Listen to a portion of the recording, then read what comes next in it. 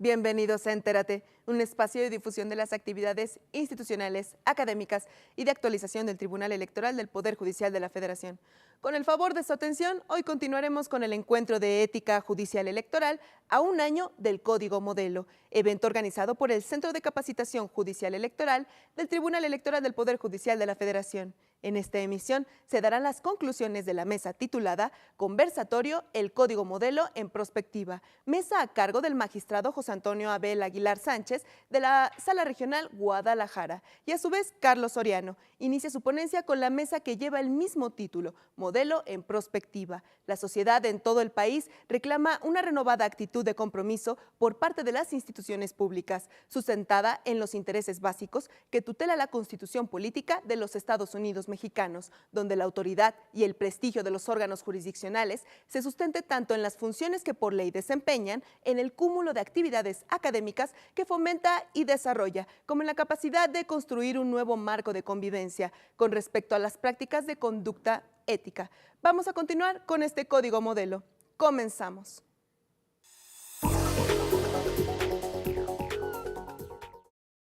Y a continuación quisiera señalar, bueno, lo que ha hecho el Tribunal Electoral del Poder Judicial de la Federación, derivado del informe de labores presentado por don Alejandro Luna Ramos en este informe 2012 a 2013, destacando las actividades en el ámbito de la ética judicial electoral.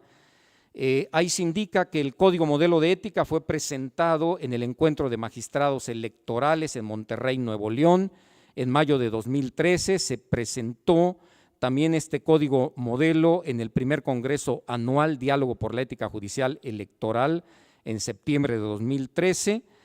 Se han realizado ciclos de cine-debate, actividades en Casas de la Cultura Jurídica de la Suprema Corte, la primer feria del Tribunal Electoral, conferencias de ética y jurisprudencia, talleres de ética para el personal de archivos jurisdiccionales, un seminario La ética en la justicia electoral, una conferencia magistral sobre ética judicial, tercera y cuarta reunión de secretarios generales de acuerdos, etcétera. Además, muchas otras actividades y señaladas también una serie de actividades para 2014.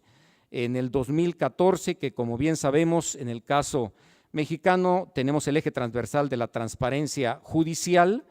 En este año se elaboró una edición comentada del Código Modelo de Ética Judicial Electoral, un curso virtual de ética que justamente está concluyendo con este encuentro de ética judicial, la realización de un seminario argentino-mexicano de derecho electoral, una feria internacional del libro 2014, un concurso de ensayo, club de lectura, sexta conferencia iberoamericana y todavía una decena más de actividades desarrolladas. Sin lugar a dudas, bueno, este es un ejemplo de lo que se ha hecho en este ámbito, pero creo que no podemos quedarnos ahí y paso al cuarto apartado de esta intervención, que sería presentarles algunas modestas propuestas en este escenario de prospectiva, qué esperar del código más adelante. Bueno, una propuesta es contar con un departamento especializado en ética judicial electoral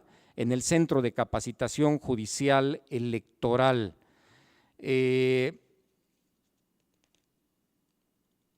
En este sentido, considero que sería adecuado establecer un área específica para la promoción y difusión de la ética judicial electoral en este centro de capacitación, en aras de continuar con la promoción del contenido y los alcances de los principios y valores que informan el Código, así como reforzar los programas de capacitación en materia de ética judicial electoral con los que ya se cuentan, de conformidad con las estrategias que en su momento se vayan trazando para el mejoramiento de la función jurisdiccional. Considero que ese departamento especializado tendría como línea de acción, o sería necesario que tuviera como línea de acción, combatir el temor hacia la ética judicial a través de la difusión de su naturaleza y sus finalidades. En su momento, la creación del Código de Ética del Poder Judicial de la Federación, y yo creo que también en su oportunidad la difusión del Código Modelo de Ética Judicial Electoral, generó fuertes cuestionamientos, tanto en opinión pública como entre jueces y magistrados. Yo creo que una línea de acción específica será combatir este temor a la ética judicial.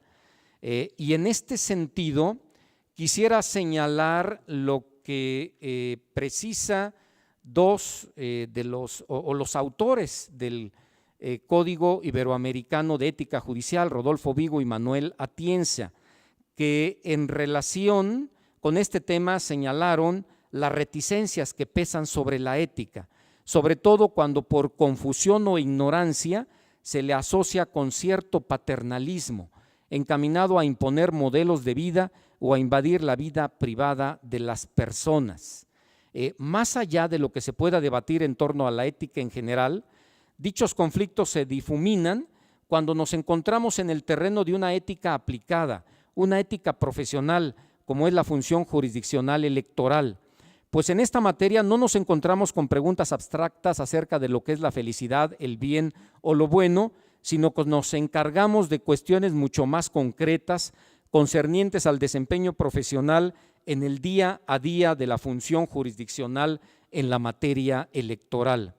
En ese contexto, y siguiendo a Vigo y a Atienza, es claro que lo central del tema es lo que significa ser un buen profesional en la materia, cuyas experiencias se pueden obtener de los propios servidores públicos electorales o bien de los usuarios del servicio, los justiciables, con lo cual se advierte de manera patente y objetiva lo que puede significar la ética judicial para los servidores públicos que intervienen en la justicia electoral.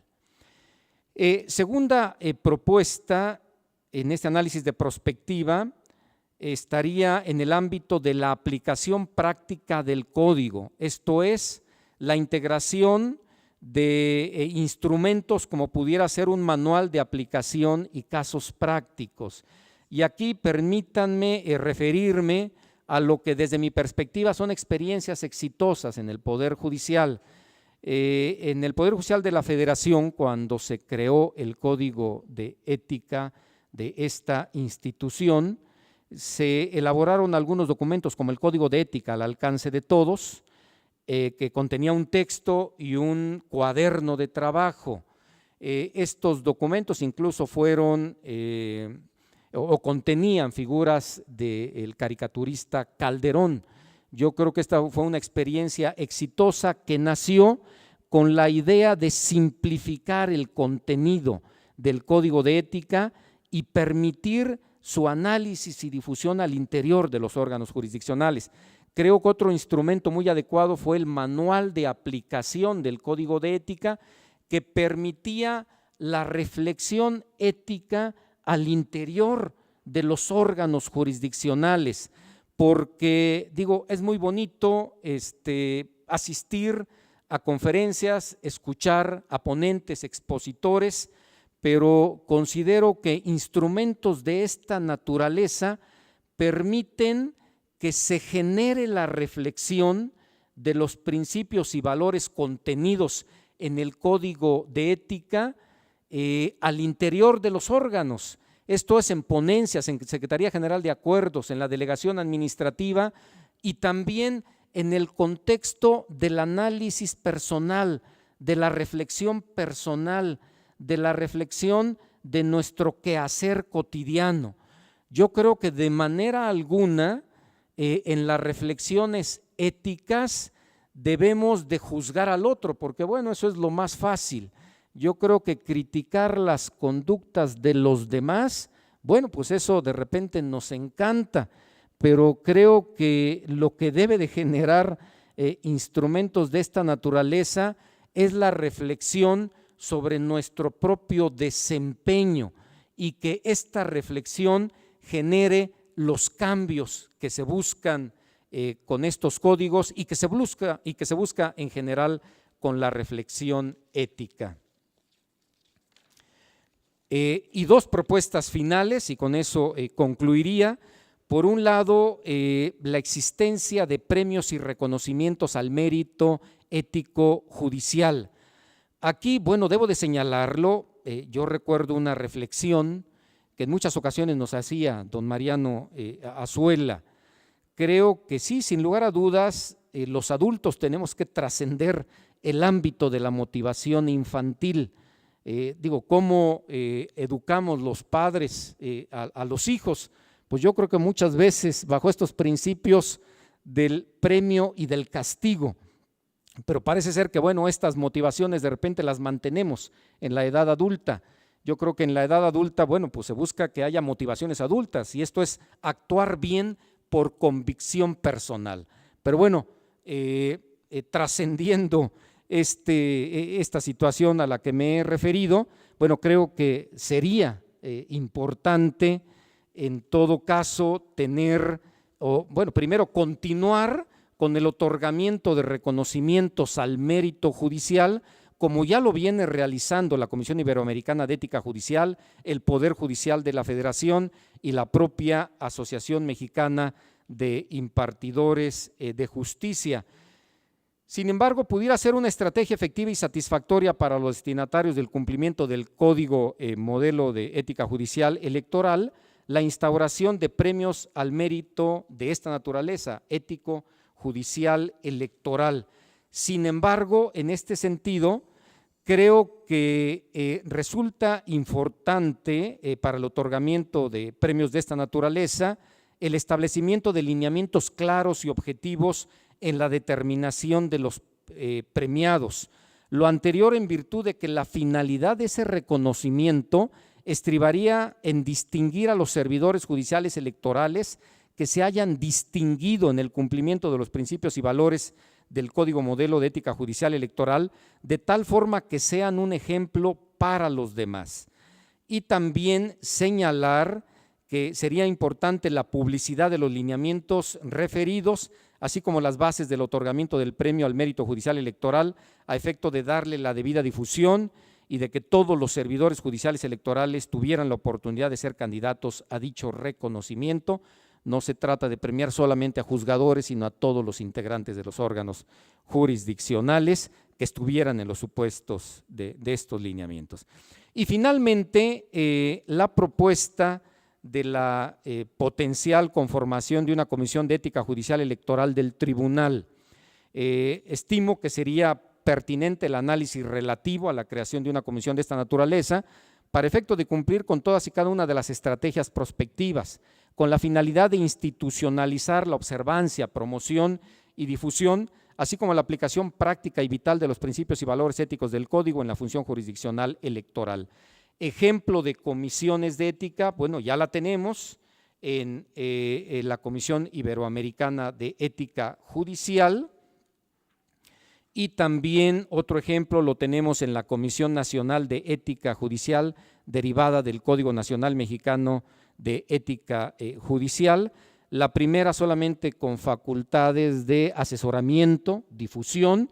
La segunda no solamente con estas facultades, sino también de realizar observaciones y recomendaciones e incluso, como sabemos, bueno, ya ha practicado varias recomendaciones. En este contexto, considero que sería necesario establecer el tipo de comisión de ética judicial electoral más idónea para los servidores judiciales electorales, y en este contexto sería importante destacar la clasificación que realiza otro juzgador intachable, ¿verdad?, de gran fama pública, como lo es don Juan Díaz Romero, que en su conferencia El Código de Ética Judicial en México destaca 3 categorías de las comisiones de ética. Por un lado, comisiones de difusión, por otro lado, comisiones de difusión y recomendación, y en tercer lugar, comisiones sancionadoras. Considero que en un primer momento sería recomendable contar con una comisión de difusión que transite en un segundo momento a una comisión de difusión y recomendación, pero no estaría de acuerdo en una comisión sancionadora, en virtud de que se correría el peligro de juridizar la ética. Esto es darle una dimensión jurídica al ámbito ético, el cual presupone el compromiso y la responsabilidad que descansa en la adopción voluntaria de los códigos modelos. Finalmente, quiero terminar esta participación citando nuevamente a don Mariano Azuela Guitrón, quien en su artículo La ética judicial en México, avances y perspectivas, expone que todos los poderes judiciales de México han hecho un importante esfuerzo por ofrecer a la sociedad a la que servimos un nuevo modelo de poder judicial alejado del autoritarismo y de la arbitrariedad. Solo falta, dice don Mariano, que no decaigamos en las tareas que nos corresponde hacer y que la ética nos exige, pues el día que nuestro ánimo decaiga, que desmotivados por lo que a nuestro alrededor sucede, ya no queramos seguir adelante. Será el día en que ni siquiera valdrá la pena ver un nuevo amanecer. Dependerá, por tanto, concluye don Mariano, de la calidad de quien conduzca la labor judicial, esto es, de las cualidades morales del juzgador, que los bienes y derechos implicados en la labor judicial queden perfectamente salvaguardados. Solo así, remata, podremos decir que hemos hecho lo que nos tocaba hacer. Gracias por su paciencia.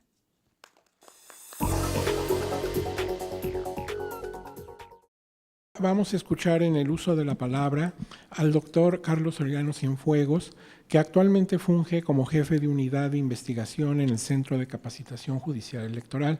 Estoy diciendo el cargo más reciente que tiene, pero obvio que ha ocupado distintos cargos muy importantes en nuestro Tribunal Electoral del Poder Judicial de la Federación, y su actividad como académico es pues muy connotada, muy brillante y de referencia internacional.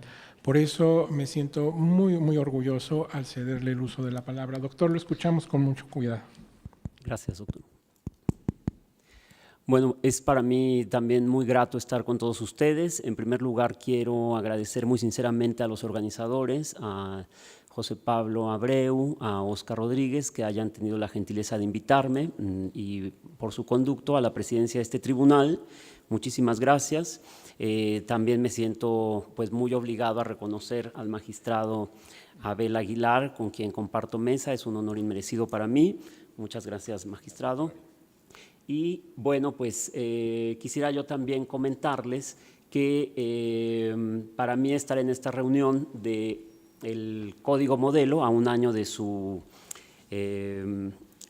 difusión en el Encuentro Nacional de Magistrados celebrado en Monterrey el año pasado, es especialmente grato este recuerdo porque por encargo de la presidencia de este tribunal estuve en los trabajos de elaboración de este código modelo, fungiendo precisamente como coordinador del anteproyecto, de manera que es una satisfacción también muy personal, muy grande para mí el que haya yo sido honrado con esa tarea, además de verme acompañado en la elaboración de ese anteproyecto por mi querido maestro, el doctor Salvador Cárdenas, y por la doctora Platas, de manera que también están aquí presentes, de manera que pues es una cosa especialmente grata para mí.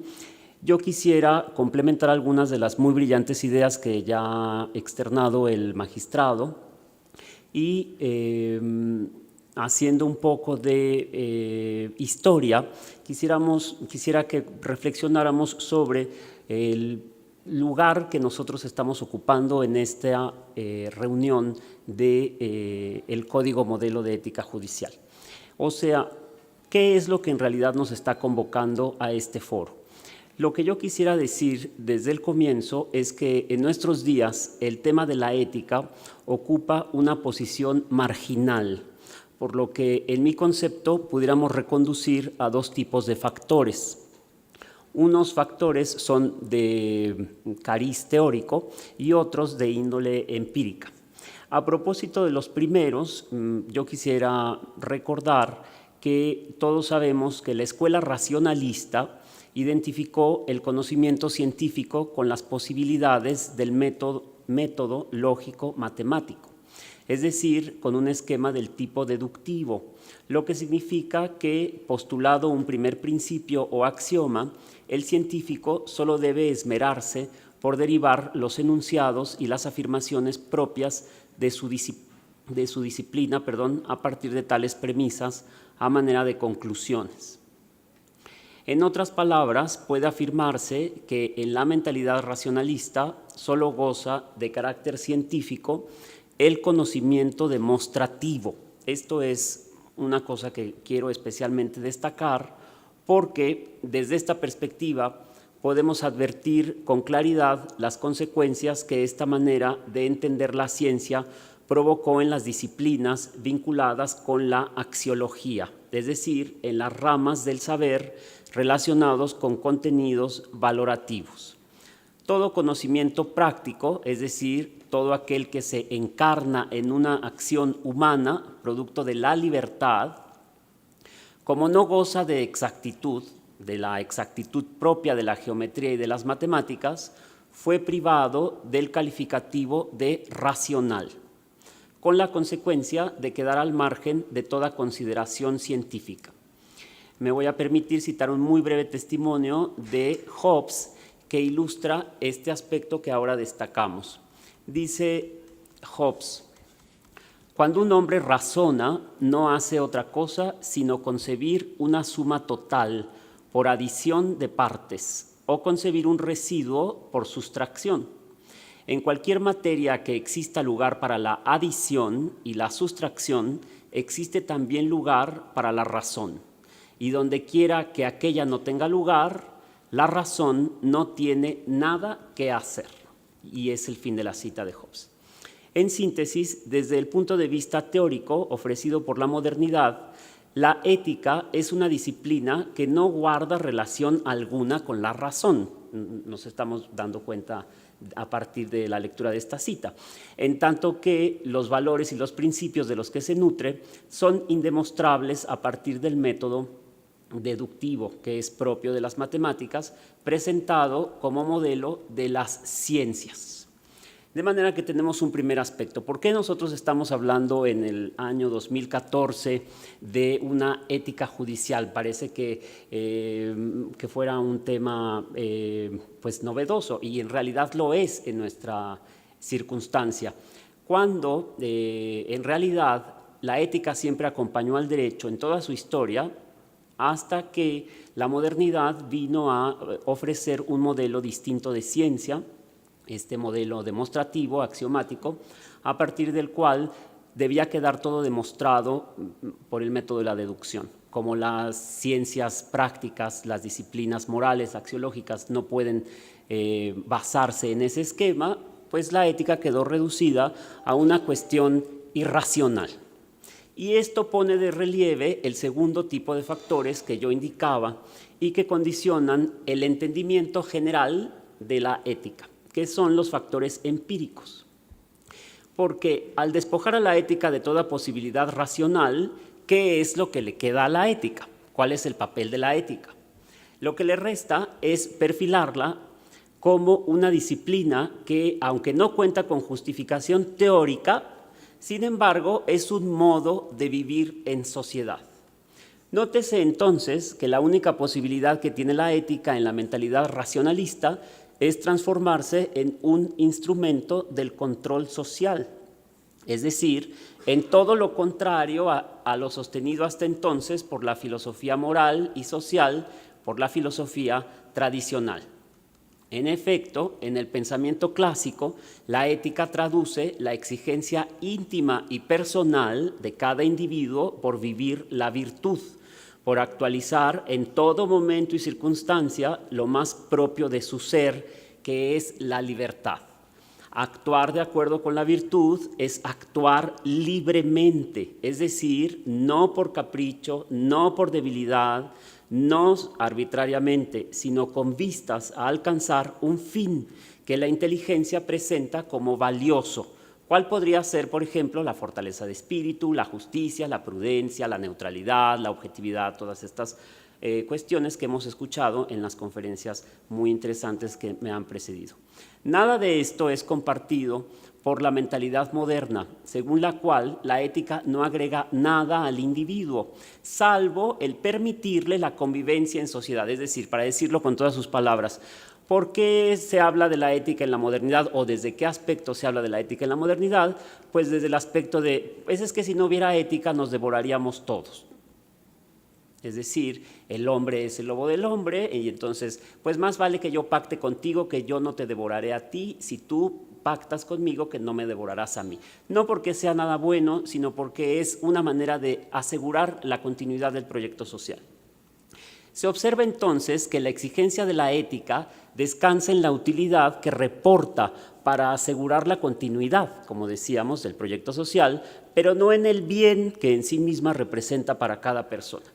Por ello es que en la modernidad, y es un aspecto que señalaba el magistrado, la ética en la modernidad es entendida preferentemente en sentido negativo, como un no hacer, como las prohibiciones que la convivencia humana trae consigo, como si fuera un catálogo de prohibiciones. No puedes hacer esto, no puedes hacer lo otro, no. En definitiva, es una ética esta moderna que lejos de potenciar la libertad, la coarta y la reduce. O sea, la ética no viene a favorecer la libertad en esta mentalidad moderna. Al contrario, la ética es un freno para la libertad del individuo.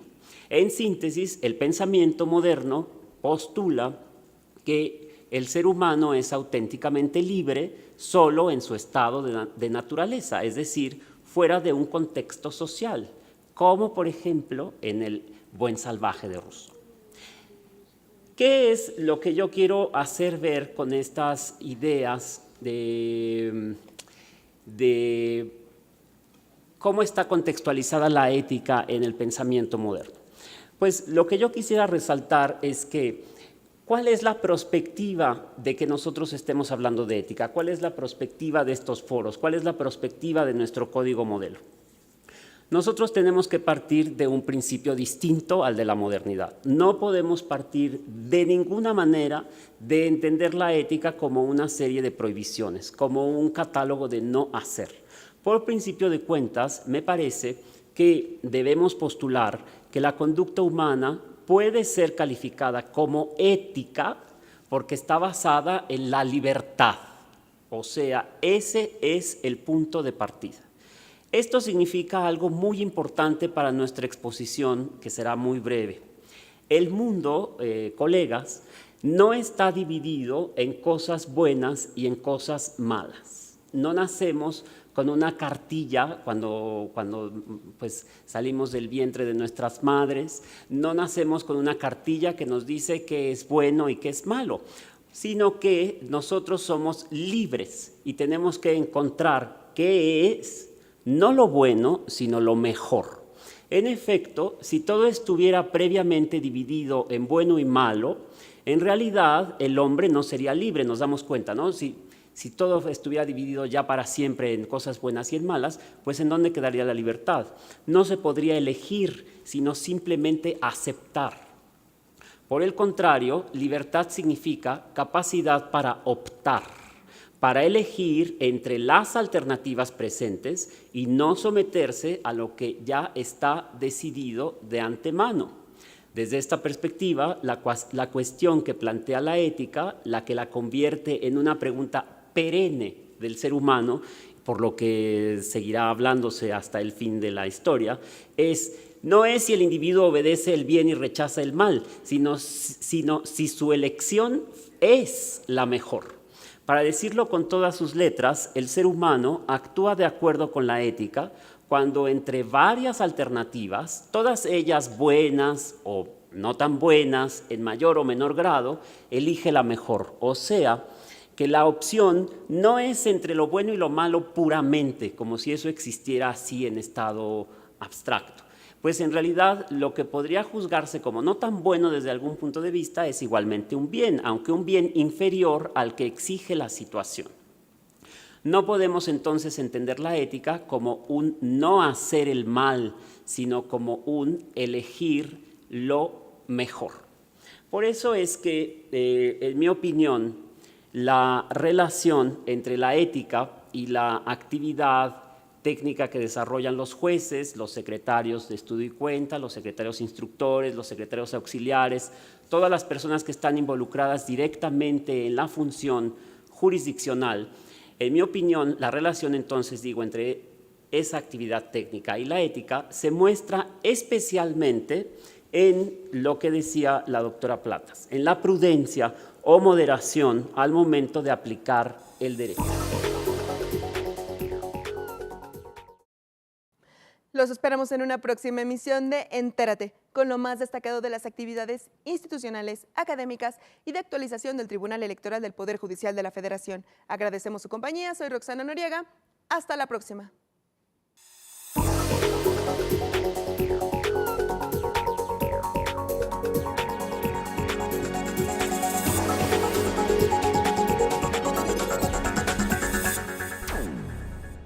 Este año, elegiremos diputados federales y autoridades en 17 entidades federativas. Las y los mexicanos podemos tener la certeza de que contamos con instituciones fuertes. Muestra de ello es el reconocimiento que recibió el Tribunal Electoral como la mejor institución electoral del año, entre órganos de todo el mundo. Lo que ratifica nuestro trabajo de cara al proceso electoral 2015. Tribunal Electoral del Poder Judicial de la Federación. Tú tomas la decisión, nosotros la protegemos.